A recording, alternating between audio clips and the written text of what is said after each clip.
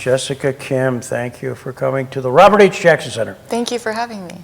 And this is your first visit here. Yes. But not your first visit to the area. No. So when were you last here? I was here about 2 years ago for the roundtable on international law that was held at the Chautauqua Institution. But I never made it here physically to the center, so I'm thrilled to be here. So at that time, and it may be the one I missed, David Crane usually is the head man. Who else was there at the time? Do you remember some of the other attendees? Brenda Hollis was there, Ambassador Beth Van Skak, who was a great champion of mine when I was in that former role. Some of my colleagues from the State Department who were serving in Ambassador Van Skak's office, and various, I think Professor Meg de Guzman from Temple Law was also there. So various faculty and personnel, team members in the international law space, all working towards the same goals. It's a small community. It is. I mean, it's over time, we've done this, is almost like our 18th, I think, year.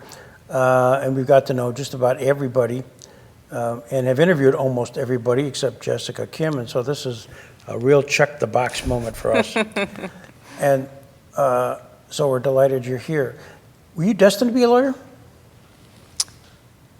I think some, like my parents, may say so, just based on a high level of argument when I was younger. I think destiny, depending on how you define it, perhaps. I was always very into advocacy, whether that was for an issue, for people, for causes. And so if you look at law as a lawyer as a champion of advocacy, then perhaps. But we could also just say I stumbled into it because I wasn't good at math and science. So what was hometown? I grew up in Toledo, Ohio. Okay. Toledo Mad Hens. Yes. Was your baseball team. That's right. And you probably root for the Detroit Tigers. As people in Toledo do, we can't quite decide whether we belong on the Ohio side or the Michigan side, so there's a torn loyalty when it comes to sports. Was either your mom or dad in the law business? No, I'm first generation Korean American. My parents came over from South Korea in the 80s, first to UCSD to get their master's, and then to Virginia Tech, and then eventually settled in Ohio. I'm the first lawyer in my family and the first American in this Korean household.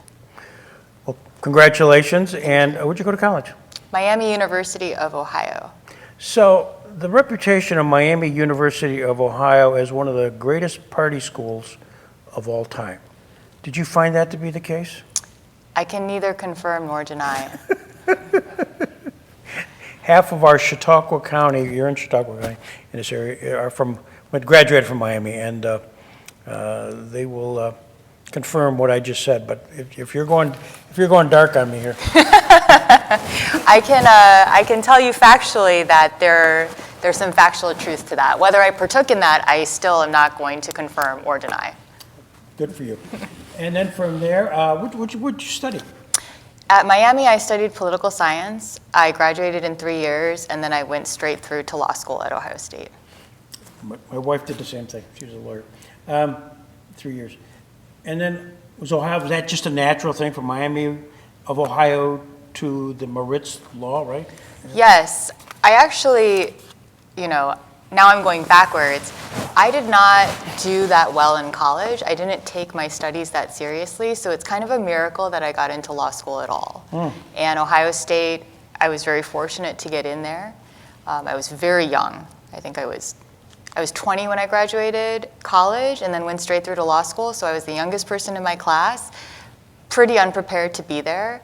But given the opportunity, Moritz really shaped me into the lawyer that I eventually became. So I'm very fortunate to have gone to school there. You must have done really well because you did some clerking. I did clerk. I was fortunate at Moritz to have a number of professors in the judiciary. Moritz does a great job of bringing in practitioners to serve as professors for the students. And that's actually where I started kind of my passion for serving as an adjunct and teaching. When I was in law school, I met who I then clerked for later, right after law school, Judge Sargis, a district court judge based in Columbus, Ohio. And that's the U.S. District Court for the Southern District of Ohio, right? Yes. And as a one-year term? Yes. What do you have you do? All kinds of things. Judges use their clerks differently. Judge Sargis basically allows his clerks to handle all aspects of the docket. So one clerk will handle the even-numbered docket, the other will handle the odd-numbered, and then civil and criminal both. The year that I clerked for Judge Sargis, I was immensely lucky to get a huge realm of experience. On the civil side alone, we had 4 or 5 jury trials, and on the criminal side, we had even more on my side of the docket. Mm-hmm. So I was very lucky to get that kind of experience, and he is a natural mentor. So it was a clerk's dream. So you're there, did you watch the trials? Were you taking notes? Yes, that's a great question, which is how does a judge use his clerks other Right. than split them up in the docket? So I was responsible for managing the docket and also creating and drafting first drafts of opinions and orders, ranging from all dispositive motions when it came to jury trials, including all the way from the pretrial hearings up until jury verdicts. And then the judge also sat by designation on the Sixth Circuit Court of Appeals once a year, so I got to help him with that, preparing for oral argument with the parties, and then drafting any opinions that the panel assigned him thereafter. Was that a feeder that year? Was that a feeder also for the next level for you, which is to clerk and a... No, so it's funny you say that. Judges have very random and kind of arbitrary hiring schedules. And so on my first day with Judge Sargis, I had been interviewing for circuit clerkships at the appellate level for the year after, knowing that my clerkship with Judge Sargis was one year.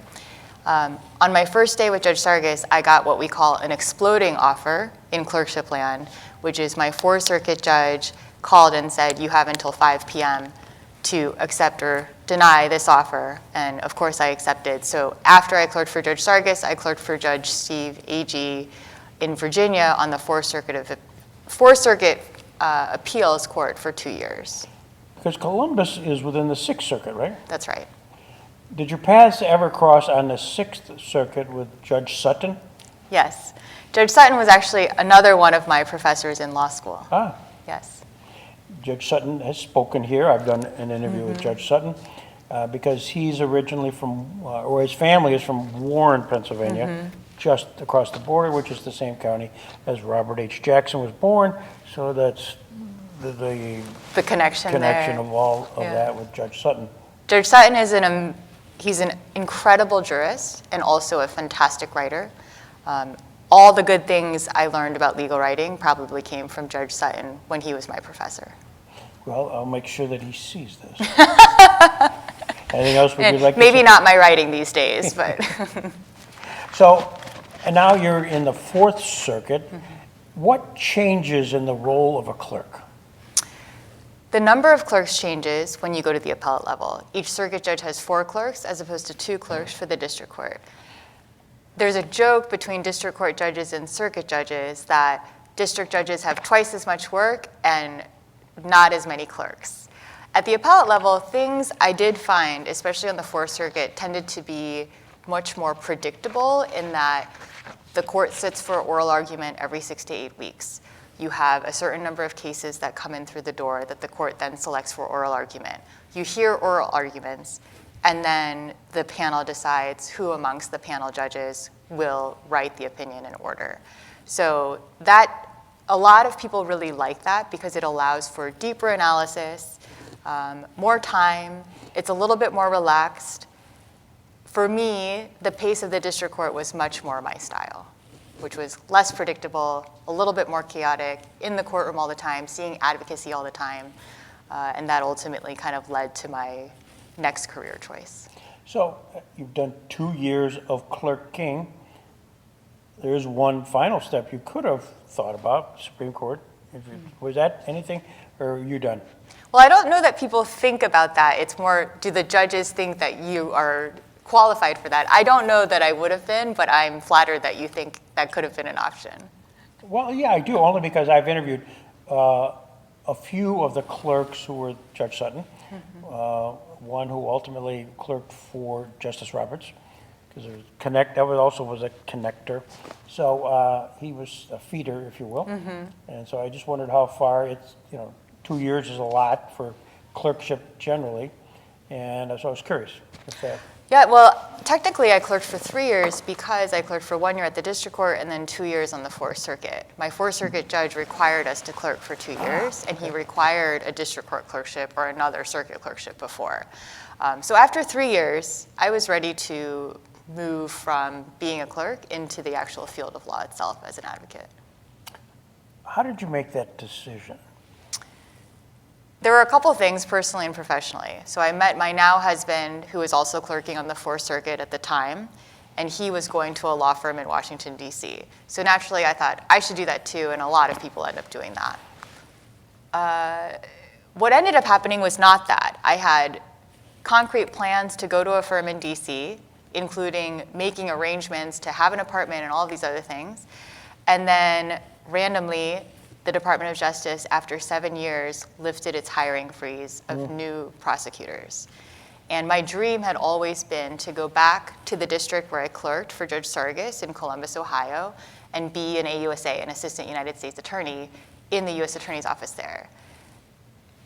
As luck would have it and the universe aligning, the U.S. Attorney knew that I was interested in that role and had always wanted to come back, and asked Judge Sargis, we're going to hire.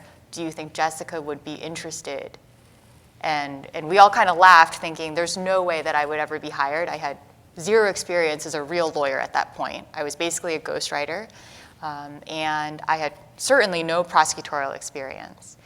But we went through the process thinking, well, maybe they'll remember me, I'll interview well, and they'll think of me 5, 7, 10 years down the line. And by some miracle, I got hired as an AUSA in the white-collar group. And so at the very last minute, I changed course and moved, instead of to Washington, D.C., with my now husband, to Columbus, Ohio, to be an AUSA. Did you bring him along? He joined me later. Yeah, I appreciate that because Yes. I had similar career type thoughts.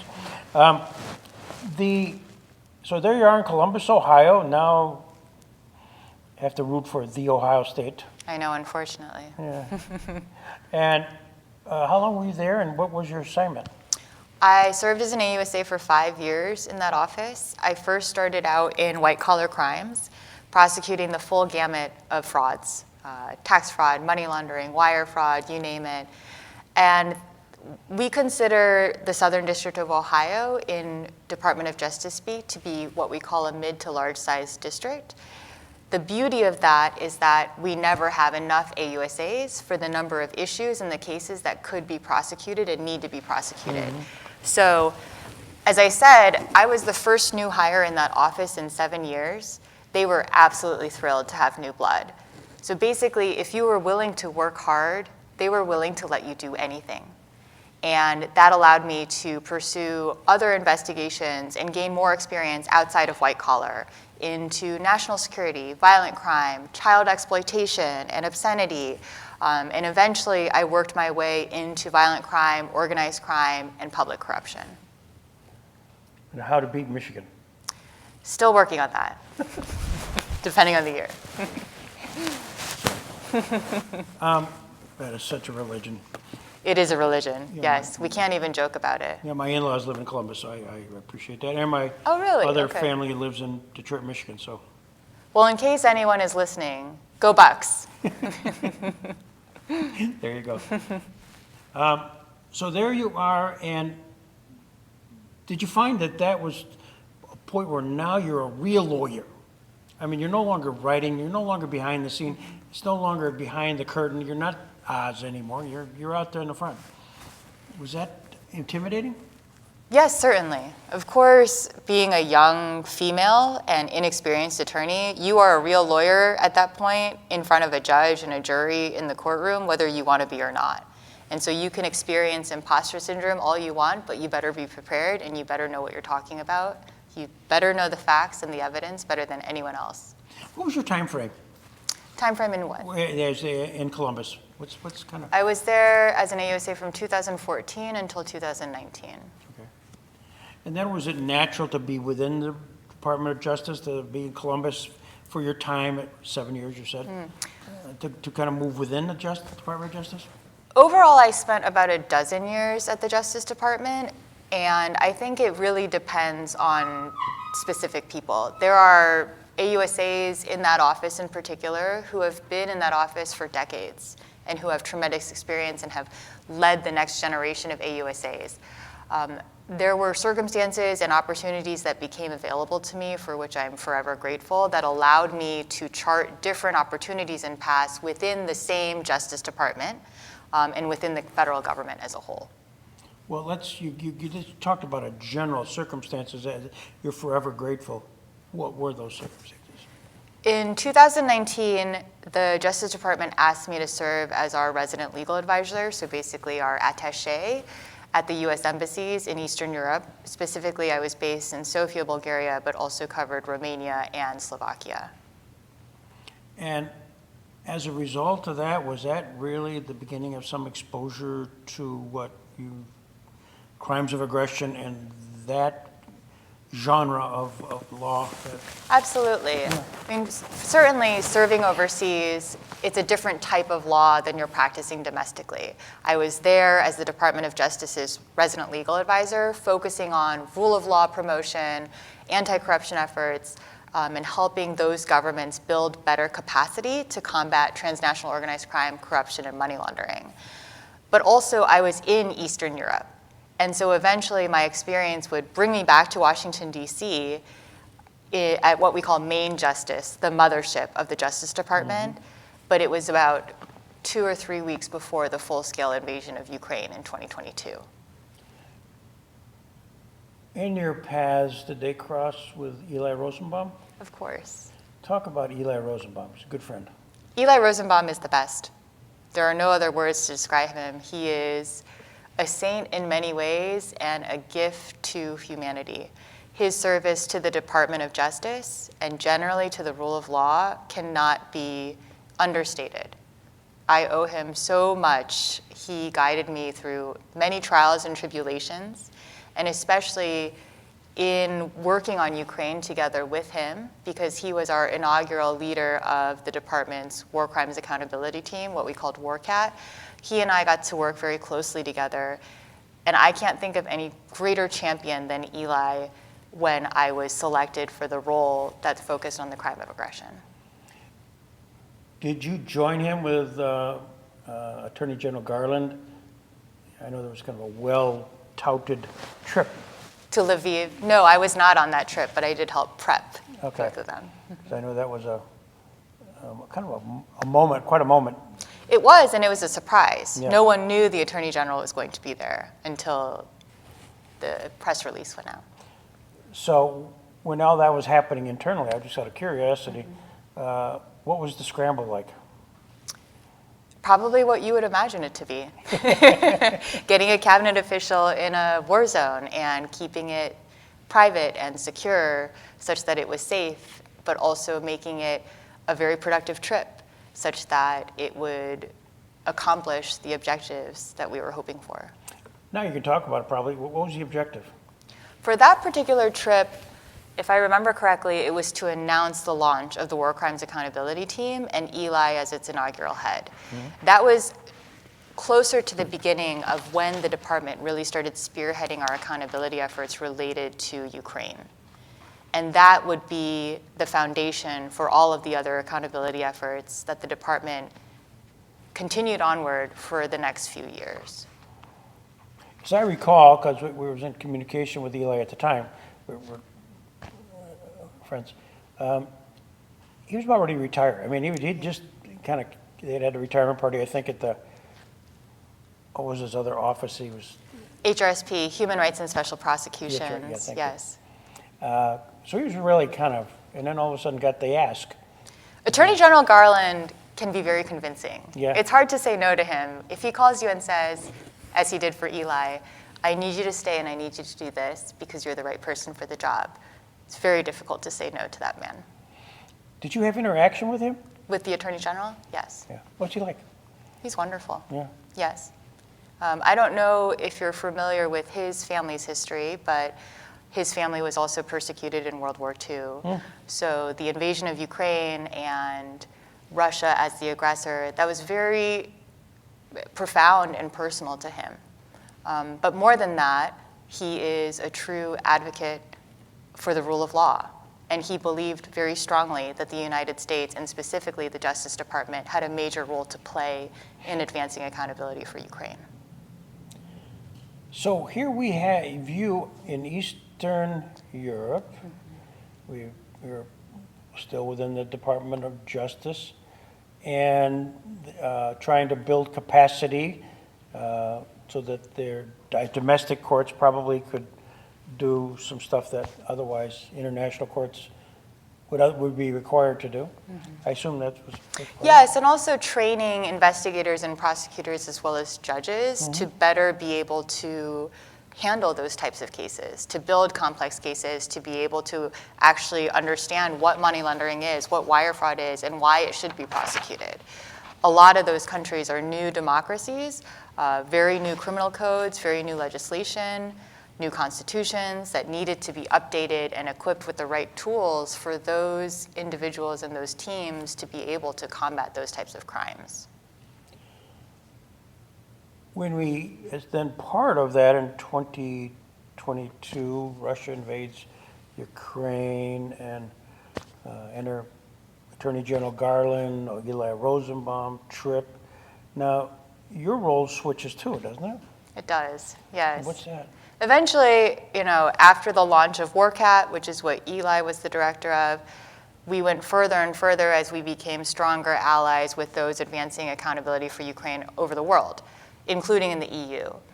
And the European Union decided to launch a task force called the ICPA, the International Center for the Prosecution of the Crime of Aggression Against Ukraine, which would be based in The Hague at an agency called Eurojust, hosted by the EU, which is the EU's criminal agency for law enforcement cooperation. The task force was intended while negotiations for a special tribunal, a venue, a forum for prosecutions could take place. But because this conflict was creating so much evidence in real time, more than any other conflict in history, the EU felt like we couldn't wait to start building those cases. And Attorney General Garland felt very strongly that the presence of an American prosecutor there, much like Robert Jackson post-World War II at the Nuremberg trials, would be effective and productive. And so as we had conversations with the EU was very receptive. The Attorney General was committed to selecting an American prosecutor for the role. I, in the background, had been helping on Ukraine matters. The Attorney General had gotten to know me. And when it came time to select the prosecutor, he shockingly picked me. You are now in a very special role in something of which is being the law and the potential for a tribunal is being created out of a whole cloth.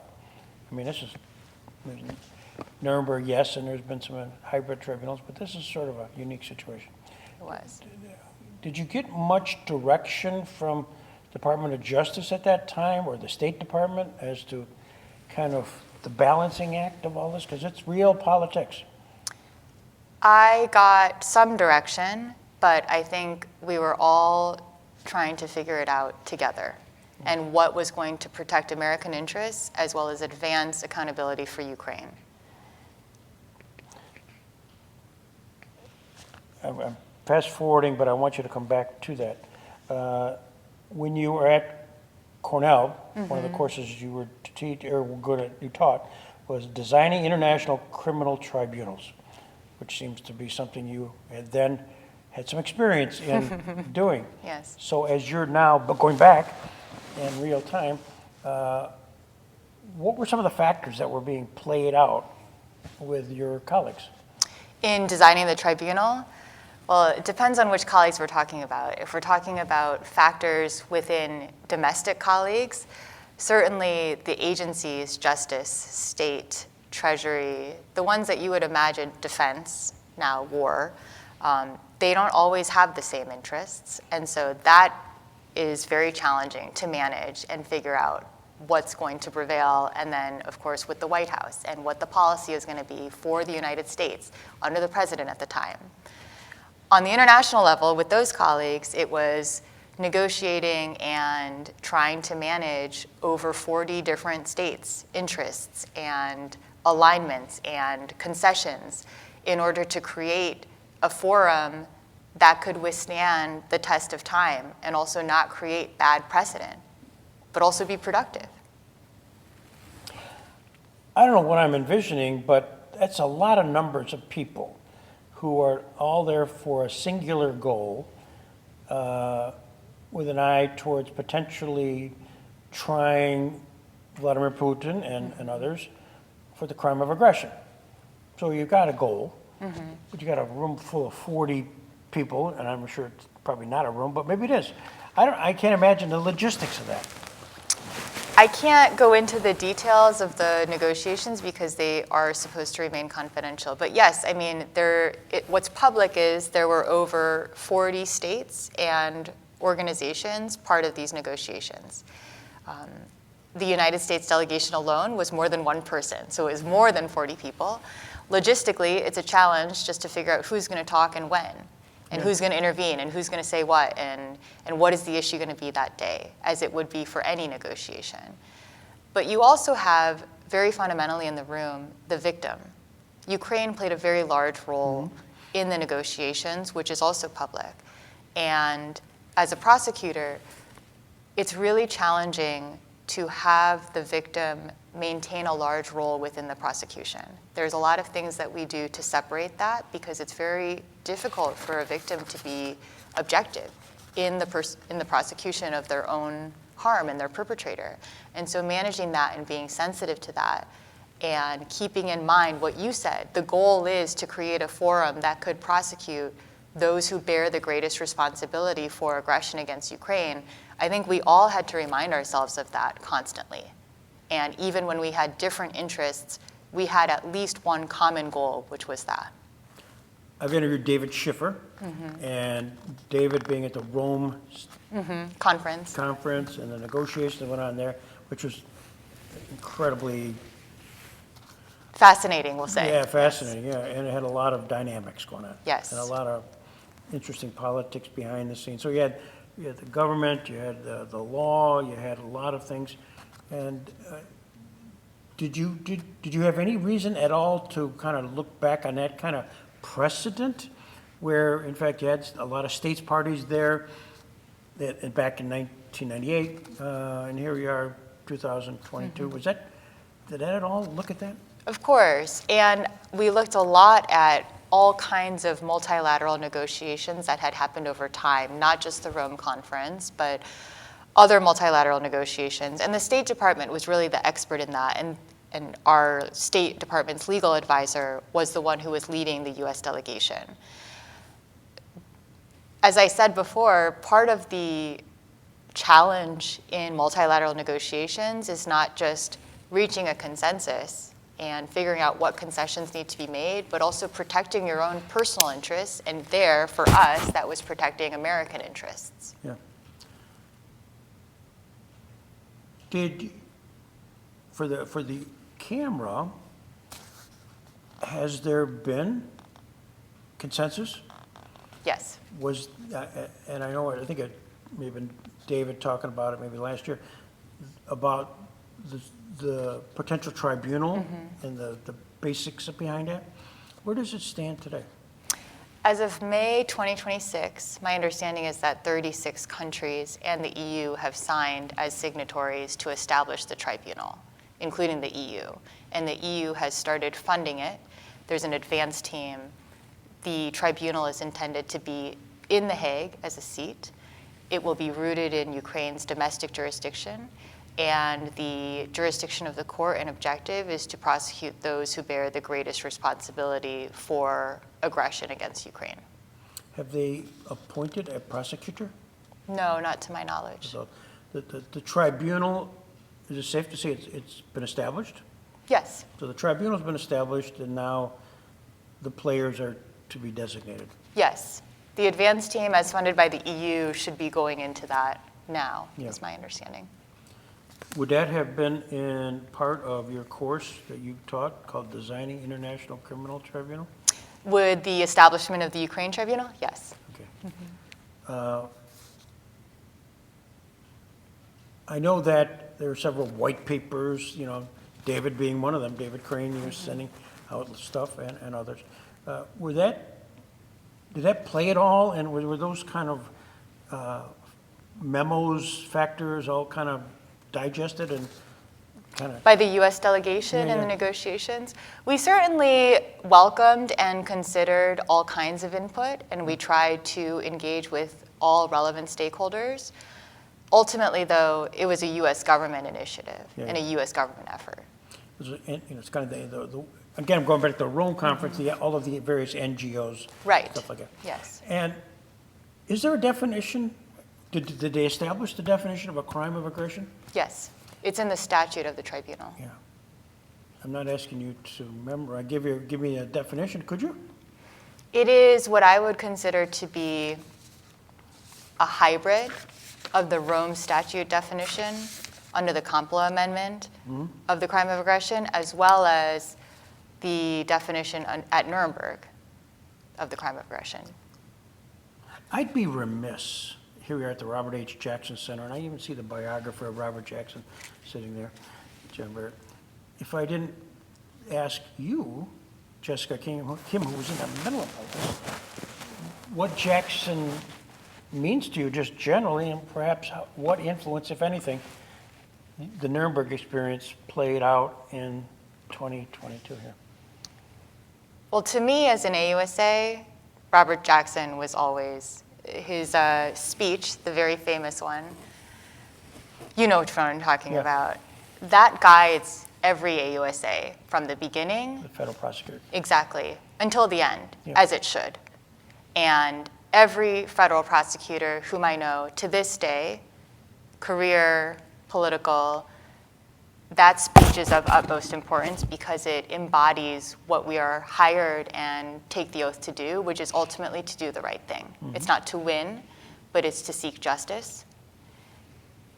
In the Nuremberg context, and particularly in 2022 and after the invasion of Ukraine, engaging in those efforts, to me it became even more profound because of the deeper understanding that as an American we needed to have in the international space, engaging in international efforts to prosecute the crime of aggression.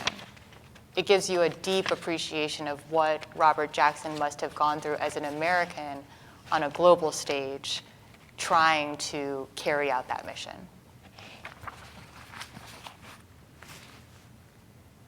As you look back, I mean, it's only a short time, it's 4 years ago, but do you feel that you left a legacy there during your time period where you were who you were in the position you were in? I think any legacy would have been setting up my colleagues at the International Center for the Prosecution of the Crime of Aggression for success. I don't think any one person is a legacy. Robert Jackson obviously is, but that was never my goal. My goal was to ensure that if the United States ever left those efforts, which we did last year, that they could carry on the mission without us, and that we did everything we could in the time that we had to set that team up for success, which I feel like we did. Help me and perhaps those who are watching this. We do know the International Criminal Court also was doing its investigations on Ukraine. And I know that our fellow friend Brenda Hollis was much part of that until recently. Where does those two activities intersect? The ICC and the ICPA. Yeah. So the ICC was technically a part of the ICPA, even though the United States was not a member of the ICC and still is not. And most people do not know this, but despite not being a member of the ICC, a country can still assist the ICC with certain situations, what they call situations, like the situation in Ukraine, if Congress approves. And we worked very hard to get Congress approved to get us to be able to cooperate and assist in that situation. So that was always ongoing. Did you ever interact with Brenda? I did. Did you? Yes. Through that type of relationship there? Was it unusual to have a United States citizen who was actually working there in the International Criminal Court, working with Prosecutor Khan and others? Was it just unusual to have we're not part of the state, we're not part of the ICC, or not? Or is that just a... I never found it to be unusual, and there are a number of Americans when I was in The Hague who were working at the ICC, and to the best of my knowledge, who remain working at the ICC. One of our other colleagues, Layla Sadat, has been working tirelessly on a treaty for the crime of aggression, and would that be a definition for the purposes of being implemented at the International Criminal Court?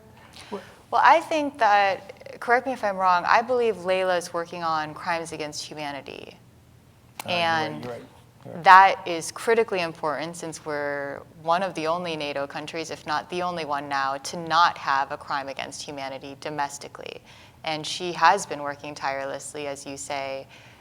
I think what she's trying to advocate is one that is, if not identical, complementary to the ICC's definition. You're no longer working in the State Department. Justice Department. Oh, that's all right. Justice Department. Was leaving that and going into sort of the private world, was that a hard transition? It was a hard transition, but it was not a hard decision. Mm-hmm. I think that you do that role for as long as you think that you can do it well. Mm-hmm. And as I said before, it's one of the best jobs, if not the best job in the world, because you only have one goal, which is to do the right thing. Mm-hmm. When that becomes hard, there's no question as to whether you can continue to do it or not. What are you doing now? I'm currently serving as the chief legal officer of a high-volume immigration law firm that specializes in humanitarian visa strategy and execution. Given the current state of real politics in Washington, how do you keep track of it all? It's very tiring, Yeah. especially the immigration landscape Yeah. right now. And I did have a short stint visiting at Cornell Law School, which you mentioned before. Mm-hmm. That helped a lot with my transition between leaving the Justice Department and then fully entering into the private business sector. Engaging with students, reflecting on my time at the Justice Department, and especially in my work on the crime of aggression, that was not only truly meaningful, but very therapeutic in a lot of ways. That made the transition easier because I was able to reflect upon the experiences and then also translate it into an experience that students could learn from. So you have a day job. You have to keep. I have a day job, and yes. you have to keep time. I don't have to keep time. Oh, That's the glorious part. What job did you get? I'm in private practice, but I'm on the business side at a leadership level, so I technically don't have to keep time. I've been very lucky. And one thing that I feel really fortunate about is that even though I'm in private practice, I'm still in a very mission-driven organization and company. Wow. Is it a law firm? It is, Yeah, okay. yes. Can you want to say the name of it? Yes, it's called the Lizinski Law Firm. We have, in 5 years, we've helped over 55,000 individuals secure pathways to legal status in the United States. And we've grown from a few people into a team of almost 2,000 personnel. We operate all over the country. We have 16 offices right now.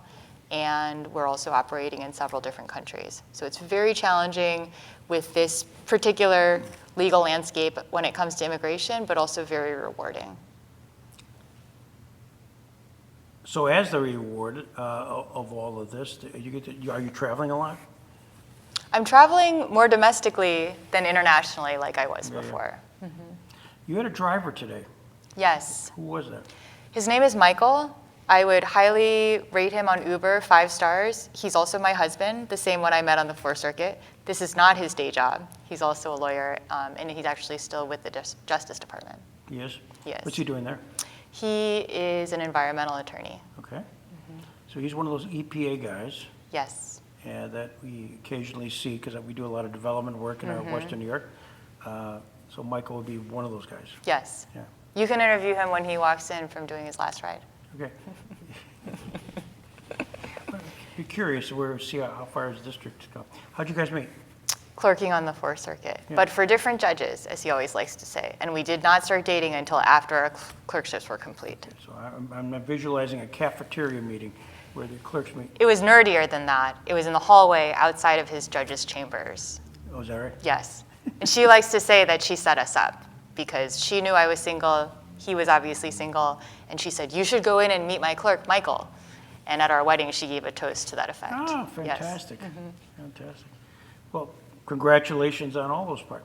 Now, you, on at least probably pretty short notice, you knew you were coming here today, and you knew you might be interviewed by me.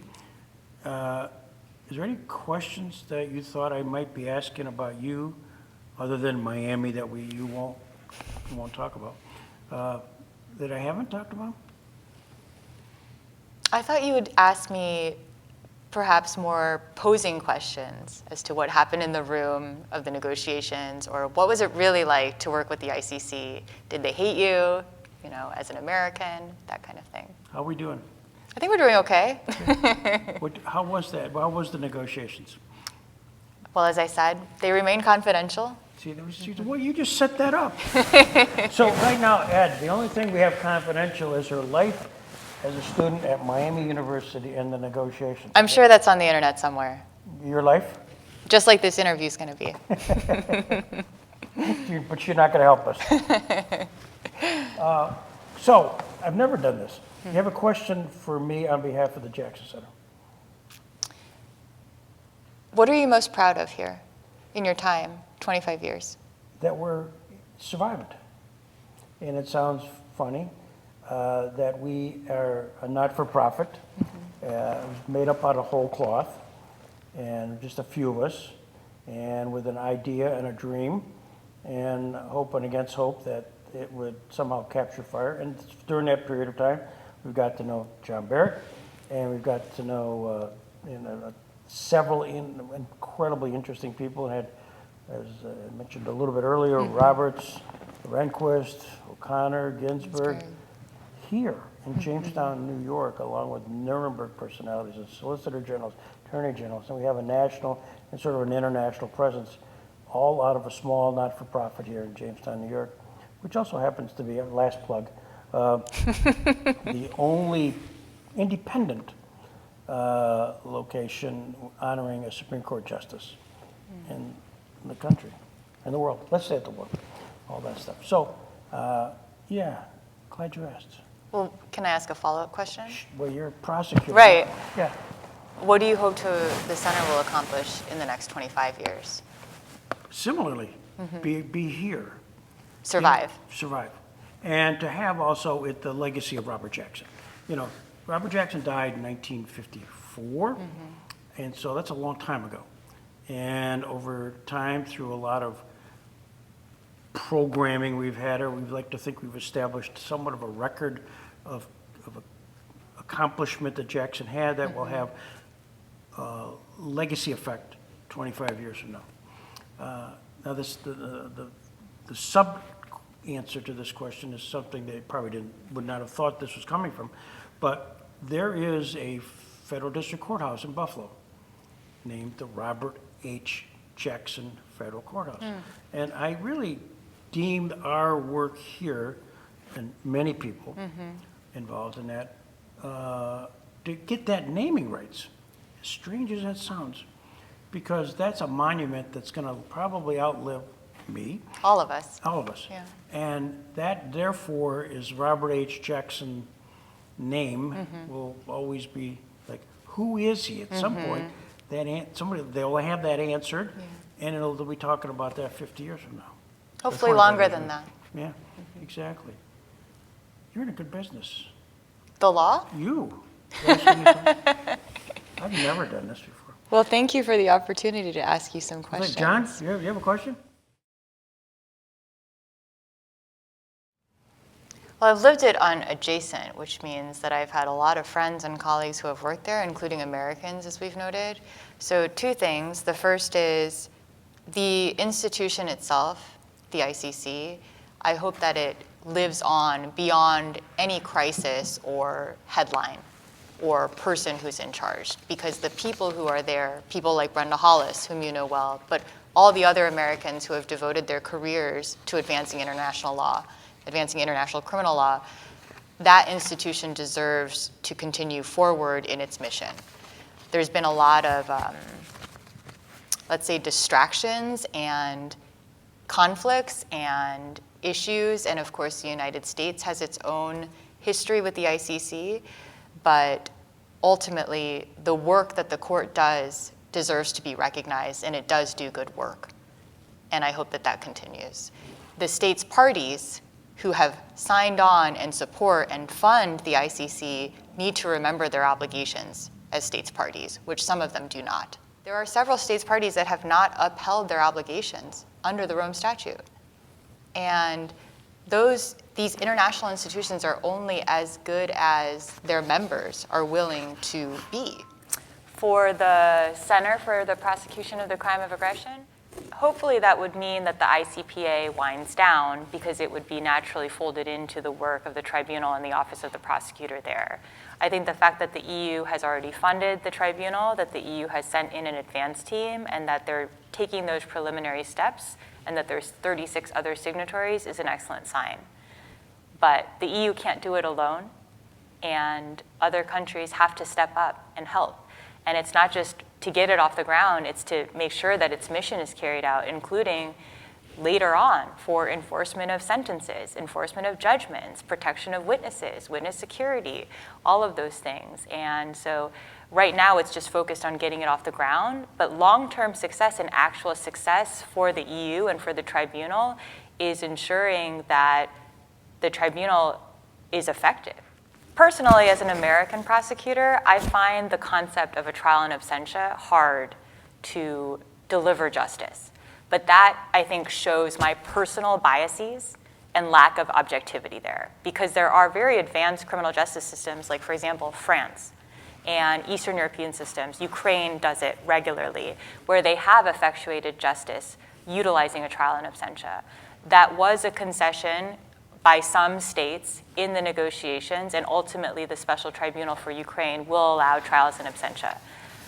For me personally, the biggest convincing argument, most compelling, was talking to my Ukraine colleagues and asking them, but how could this be justice? Would it really be effectuated if the person wasn't ever there? And to them, they said, yes, it would, because justice isn't just a narrow, specific verdict in a courtroom. It is far beyond that. It is necessary for the healing and reparations to Ukraine to know that there is some kind of acknowledgement of truth and pain and suffering in a courtroom, even if that individual is physically never there. Yes. And so for trials in absentia, and like the tribunal statute requires, if the defendant ever were to appear, there would be a retrial. You're terrific. Well, thank you so I'm much. not here blowing you up with a glory gun, but this has been terrific. Well, I feel honored that I got to also interview you. That's a first. That is a first. Make sure that's incorporated into it. Okay, yeah, So- turnabout's fair play. Yeah. And we'll let the audience decide what her life was like at At Miami. Miami, yeah. Thank you so much for having me.